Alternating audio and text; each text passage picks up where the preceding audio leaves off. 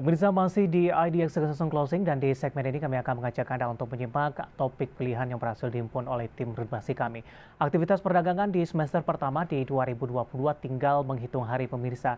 Dan di hari Jumat kita sudah memasuki perdagangan di semester kedua di 2022. Di mana kalangan manajer investasi menilai pasar modal Indonesia akan semakin bangkit dan optimal di semester kedua di 2022 ini.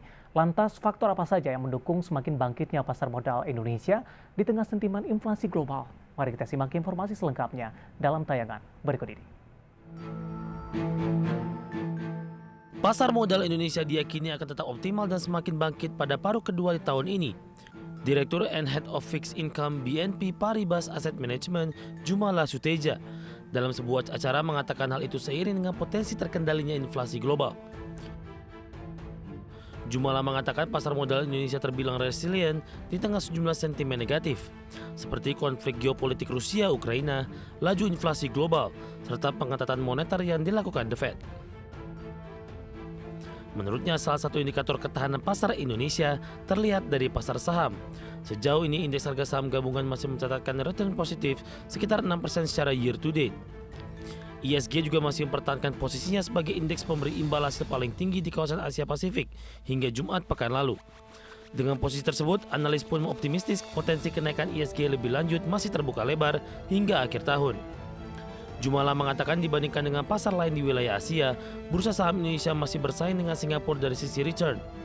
BNP Paribas pun optimistis ketahanan pasar Indonesia akan berlanjut hingga akhir tahun ini.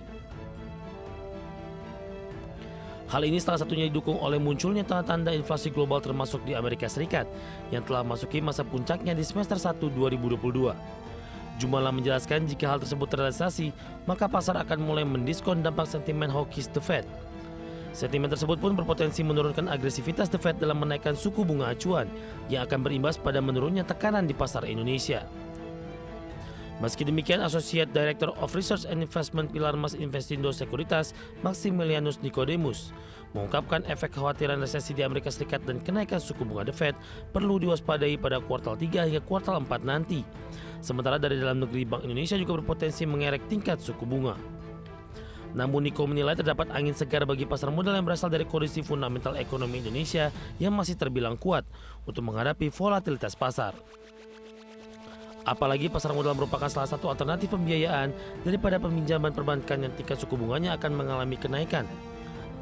Analis fundamental B-Trade Raditya Krishna Pradana juga memiliki pandangan serupa. Menurutnya kondisi makroekonomi Indonesia terbilang stabil dengan laju inflasi yang masih terkendali. Menimbang hal itu, semester kedua diperkirakan masih cukup kondusif untuk menggalang pendanaan melalui pasar modal. Berbagai sumber ada di channel.